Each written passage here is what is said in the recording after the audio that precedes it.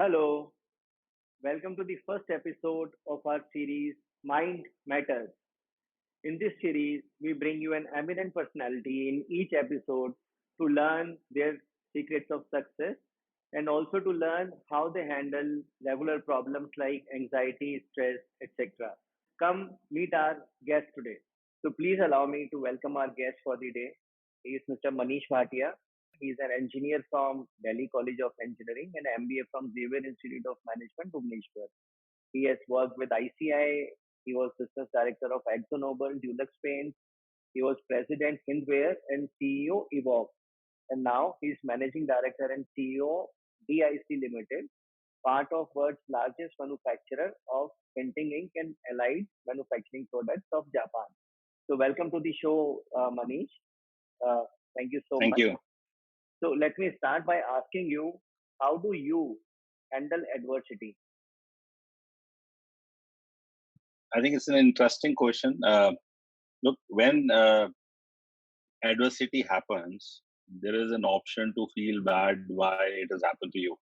However, it has happened. So there is no point lamenting on it. So what I do is now that adversity has happened, I think it is important to, make the best use of the situation, not only in, something it will let you learn more. Like, we're talking about the current COVID times, it's an adversity for the whole world.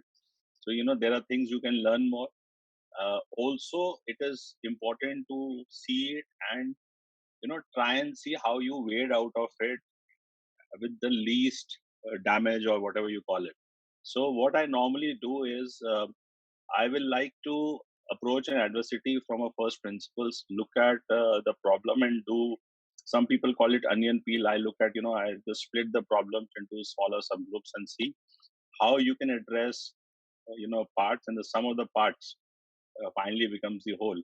And one added thing which is very critical when you do all of this is to maintain your self confidence and calmness in the situation. Easier said and done, but I think your peace of mind and presence of mind actually helps you more than anything else in wading through it. So that's how I would normally approach it.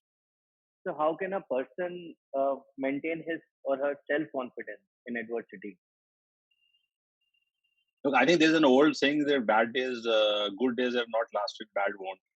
So, I think it's very simple to think that, normally normal individuals are successful. I'm not going by the fact that, somebody senior, junior, CEO, whatever it is. In our daily life, on an average, we are a successful person because we have lived, most people have lived their life in the way they would want to, most of it.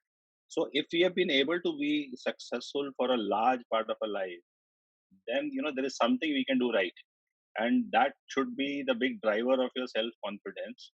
And so it's always you could always see the bad side of the things. कि मेरे साथ ये हो गया, and this has happened and I may get it wrong and maybe the others are doing better. But also look at, some of the positives that you would have achieved in life, and when you start looking at the positives, a half glass full is better than half glass empty, and that's how I would Correct. suggest. Correct. No, you are absolutely right. As a healer, I know that everybody has problems. It's only the attitude which matters. So, Manish, I have heard a very interesting story about you that there was a very big life changing event which happened with you. And, it was maybe a game changer in your life. So, would you like to share more details about it? How it was a big adversity and how you handled it and came out of it? So I had finished my MBA and joined ICI, and like typical management trainee, was going through my induction process. Had come to Delhi, and I was part of the launch of an automobile paint and going to meet customers. This is 13th August '97, and standing on a red light at 2 o'clock in the afternoon or somewhat around that. And a big telco truck, a big truck comes and hits you from behind because of the mistake of the driver. You're standing on a red light. You're supposed to stand on a red light. And then that was, what sometimes people call as NDE, near death experience. So I went through a NDE, which, and, so, instead of, so I had that experience. More than that, I also had serious health issues. I think my limbs, all four of them were impacted in some manner or other. Three had fractures. I was in bed with multiple surgeries for a period of 4 5 months and on crutches for a year and a half. So for somebody, who's been very active in his life, with friends, with associates, it is, and when you finish an MBA, you're an engineer from a good college, you're looking for a successful career ahead. And, this comes as a situation when you're helpless on a bed. So I think that brought a lot of, and they were associated, I think, medical challenges, surgery without anesthesia, and so on. So I think this brought a lot of, I would say, uh, emotional and a personal change in me, wherein, you know, uh, the mere fact that this challenge was, I would say, quite successfully met over that period, and I was able to come out of it, gave me a lot of mental strength of handling a situation like that, reduced an element of fear related to how it was earlier. We always, so when, people who pass out of management colleges, really, if my placements don't go well, if my campus studies are not fine, we all think of those things. Nobody thinks that, everything goes well and then you are on a deathbed. So I Correct. think these challenges and situations uh, gave a sense of feeling of, that, something has happened, and how I was able to come out of it with a lot of support of friends and relatives. I must credit them that, helped get this sense that you could handle, if you could handle an NDE, maybe you can handle most adversities in your life. And I would not say that, and I hope, everybody wants it not to come. And that's what I also hope. But I think that was a big learning, a learning in how innocuous people come and support you, learning in how finally, with everybody's support being there, in the end, it is your battle, because you have to recover finally. So I think these were learnings out of that. So 1.5 years is a long time. And as you rightly said, for a person just starting on his career and having some different plans and suddenly finding himself on the bed. So I'm sure there would have been some dark days. So how did you come out of those dark days? And because this is something very important for the young generation today, because more often than not, we find in the current scenario, some of us may find us having those dark days. So how to come out of it? How did you come out of those dark days? It must Let me not give you have an been easy. example to explain. No, no, let me give you a specific example to help you, define, give an answer to your question. I used to stay in a place called Daraganj in Delhi on the second floor. And I had to go every 10 days or 7 days for my, medical checkup, and also, change of bandage, or, physiotherapy and similar like that. Now, they were close to 40, I think 43 is the exact number. There were 43 steps from my house till down. Right. Now, first time and the second time, we had to get people to put me on a chair, lift me and bring me down. And I saw my mother crying because, it's not the best thing to see a young 25-year-old son being brought like this. And I felt that, look, so I took that as a minor challenge. And I said, look, I have to, maybe I can do nothing else, but just give her confidence that I am fighting to come out of it.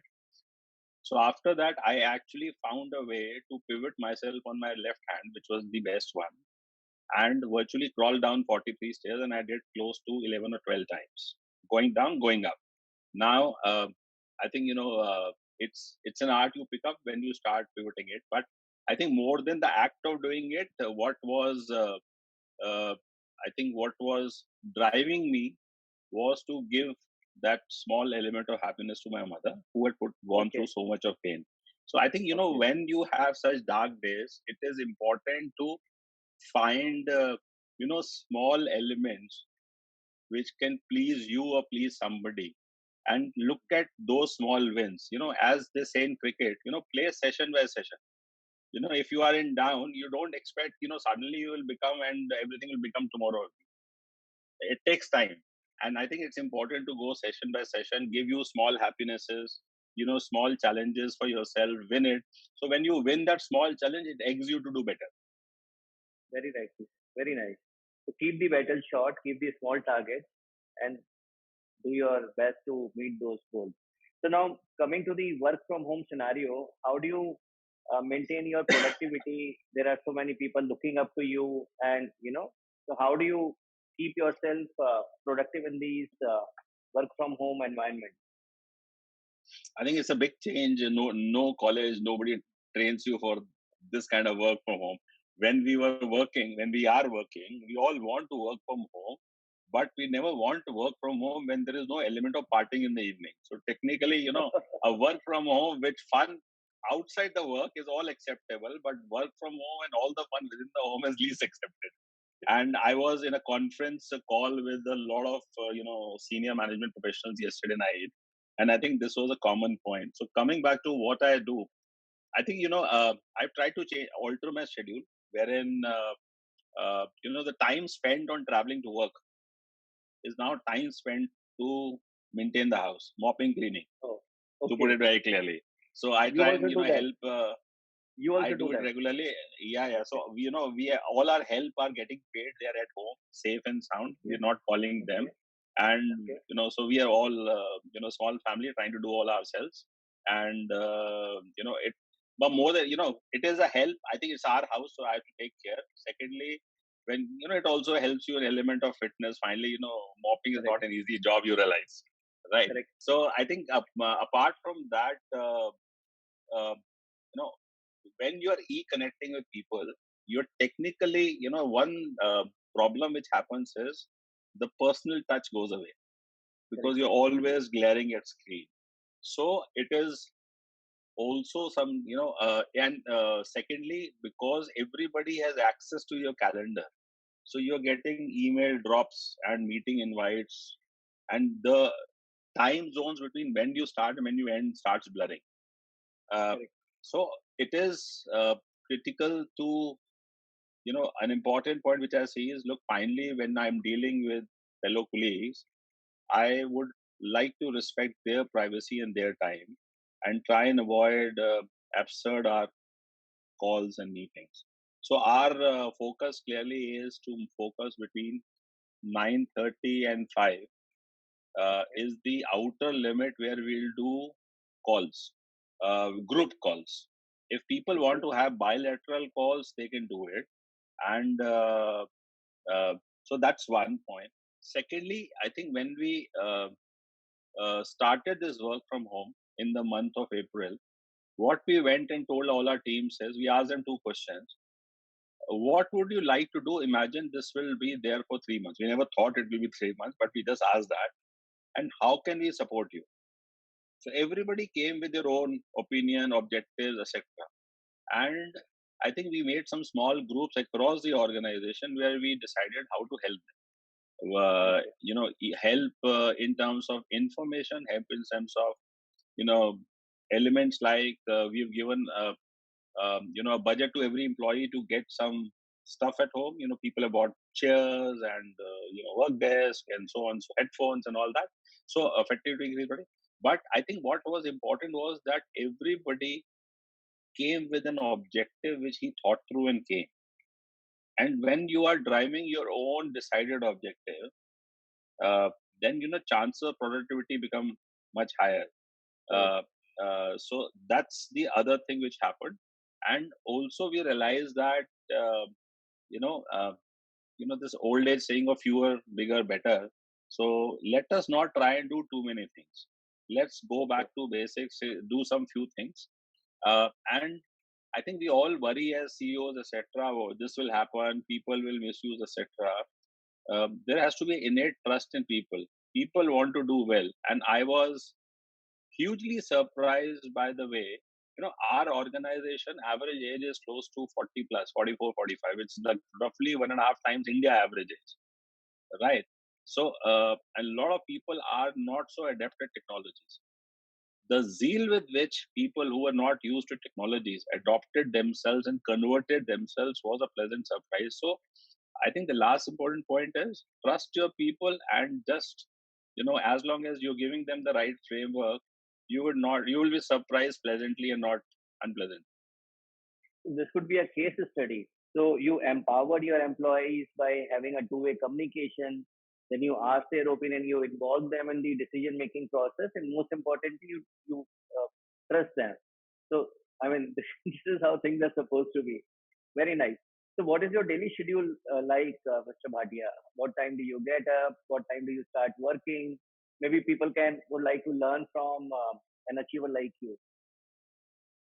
Okay, I think, first of all, I don't call myself a achiever. We're trying to do things better, but let me try and answer your question. I get up at 5:30 in the morning. I Okay. have a dog, golden retriever. Morning is a time where I have, an hour and a half with him, go for a walk with him to the park. People who understand dogs, they need a lot of exercise and traveling, and lockdown has been a very difficult period. So early morning, go into a secluded park where you can leave the dog to run around and also do your own walk, etc. Is what I try and do. I'm back home at around 7. Use an hour to go through 5 6 newspapers that I normally subscribe to, and by around 7:45, which is normally the time when I would be preparing myself to go to work. So what I've tried to do is I've tried to follow similar work schedule as I would do for work. So typically, when I was planning to go to work, I would start getting ready at 7:45, leave home at 8:50, in office around 35 minutes. Now, what I now do is 7:30, 7:40. I get up and use that 35 minutes of travel time, get my house in order. Right. So roughly around 8:30, 8:45, uh, I am, I get ready and finish my work. And by I think 8:45, 8:50, I made a small office in my home. I am on my workstation, ready to work. I think the crisis situation has made us all focus on here and now. So I Correct. have normally, I normally spend even in office half an hour to myself, to assimilate my thoughts, things.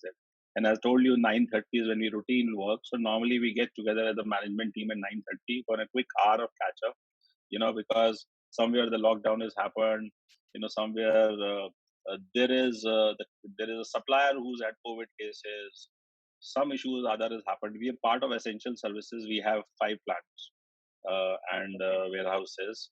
So, and we've been working from 2nd April. Our production sites opened on 2nd April because we've been part of the food chain sizably. Okay. So it is all, but there is some or the issue or other. There is some compliance, and you have to take permissions and so on. So I think we try and set the house in order in first couple of hours, and then spend time to look at important aspects of business. I work for a Japanese company, so any meeting typically ends by 3 with them, because Okay. they are 3.5 hours ahead.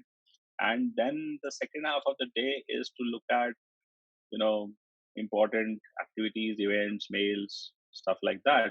I try and wrap up, as I said, by 5:36, which is I used to do in my normal times also.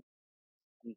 After that, I try and avoid seeing a computer or a TV, because after spending 8 9 hours, so I think I've normally avoided watching television Okay. in the full lockdown. I think I would have watched not more than 10 12 hours in 4 months. Okay. Right. That's So I amazing. hardly do that. Yeah. So I spend time, again for a short walk, and then I spend time with family. I think last 20 years, there hardly be a month in life when I've not been traveling. Sometimes traveling 3 weeks at a trot. Now, you know, I, I haven't looked at my passport or looked at my travel bag now for 4 months. So, but this allows you to spend a very good time with the family. You got into once in a while, at least twice in a week, I try and work with my daughter and cook together dinner, Very and nice. play a board game. Have good family conversations, and try and retire by 10:30 at night. Very nice. Very nice. So the question of not having enough time or the working hours is stretching, it all boils down to how much you avoid time wasting activities. So I'm very impressed by the fact that you don't watch TV at all, because That is one of the biggest thing which eats up your time, and not indulging in any other time wasting activity. So the question is not how to find time. Question is how to save time by stopping, by not wasting it in time wasting activities. Very nice. So No, you're right. Manish, I'll just add to one short point. I think when you look at a lot of offices, you have typically a scenario where between 4 and 5 people walk down for a cup of coffee. correct, If you look at corporate environment sector. So effectively, humans work 7 to 8 hours or maybe less productive in a day. If you're spending 4 to 5 trying to grab a coffee, you are about to go home late. So correct. as well finish the work and leave home on time. Very nice. Correct. So Manish, next question. See, apart from professional responsibilities, which you are handling very well for your team, there could be so many personal challenges which the team might be facing in the current scenario. So, how do you motivate or get your team motivated, or what are the steps you have taken to enable them to handle these times better? So I think, typically one issue which everybody faced has been the fear that COVID would impact them. Correct. Correct. And, so imagine, also our bigger challenge is that 60% of our workforce is in the factories.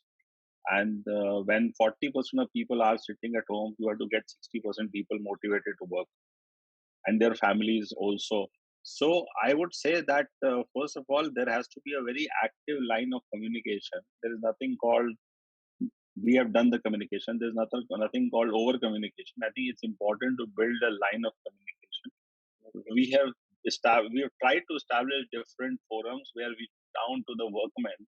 We have actively engaged with them to understand their problems. Like, we have a factory in Noida, and workmen come from Ghaziabad and Delhi, and there has been a travel issues between the states now, and we work on multiple shifts. So their big problems are we would like to work, but we are afraid police would catch hold of us. To get that basic permission and provide transport, right? Or for example, some of the people said that I have stayed in PG accommodations, and my landlord has asked us to close the PG because hotels and PGs and everything is getting closed. So helping him find accommodation. So there's been a lot of initiative where people have been asked, or helped to reach out to us to support them. Okay. I think we took a very early step at the start of the crisis. We have an insurance policy for employees. I think the first step we took was we doubled the policy. We went Okay. and across the board, we said we'll double the policy because, we realized you were reading in the the COVID treatment very expensive and stuff like that. I said one tension everybody had is if I have COVID, what will happen? It is a financial crisis. And I think Correct. that was one peace of mind which was sort of provided. Uh, and uh, uh, and then we've just created two small forums wherein I do an informal every Friday evening. I do so it's technically called Coffee with CEO, but we invite people at random who can come and have a chat. So I have an hour and a half chat. So I've done close to 30% of the employees. Where four or Okay. five of us get together and have a chat. I think what's important is to find ways and means to create a connect despite being in a digital world. Uh, and because this digital world, seeing a computer, look, 90% of the calls don't see anybody. Unless you tell people you're going to do a video call, people prefer to do audio call. They are in this home and this pressure cooker at the back and stuff like that. So, it's very inanimate. And it's important to even, despite the digital thing, despite the fact you're not met, so as a CEO, I'm supposed to travel and meet people in my team, be in touch. But I have not traveled after 15 February. So I would need to be in touch with the grassroots. And it's important to just, connect with a small group, informal chats, understand what's happening in their lives. Some of them have been in containment zones. I think a good, honest conversation always helps. Very nice. So it's important to have that personal touch, and maybe the efforts you are making to actually go down and interacting with. I mean, you have been able to interact with 30% of the employees on a one-to-one basis is commendable. And maybe this is what open communication all means about. So, uh, how do you keep yourself energetic, Manish? Any special diet, any foods you avoid, or any special care you take to keep yourself energetic apart from the twice a day walk that you do? So I think I got into this habit of having my dinner by 7:30, Okay. which I think has always been very helpful, and keep the dinner with minimum salt. Not because of health issues. I think a couple of my friends sort of talked about it, and I also picked this as a good habit. Otherwise, you come home and start munching when Right. you're coming from work. So I think that's being one. Second, I think working with people gives me a lot of energy. I always felt. So being connected with that team, our people, talking to them, I find it very energizing. And and I think apart from that, everybody needs uh, his own time. I think the time I spend with my dog in the park. So till the time I brought the dog back, I think all dogs hated me. I hated them, and I think there's been a very transformation for all of us. So for both of us, and I think that's sort of helped because then you are on your own. So I think it's a combination of finding some space for yourself, and also because I like interacting, being people, those gives a lot of energy. See, I'll give you an example. Anna Hazare, when he had that fast on Jantar Mantar in 2011, he fasted for some 17, 18 days, if I remember. Yeah, And yeah. the reporter, a TV reporter, asked him that, how do you get energy? So he said that I get energy from all these people. There were some 5, 10,000 people in front of him. So similarly, when you are a good man and you want welfare of people, you automatically, as a healer, I can tell you, you automatically get it. So that's very nice of you, Manish, and keep helping people, keep thinking of their welfare, and wishing you all the success in the world. And thank you for taking out time and sharing your experiences, which might help some of us. Thank you so much. Thank you. Thanks a lot.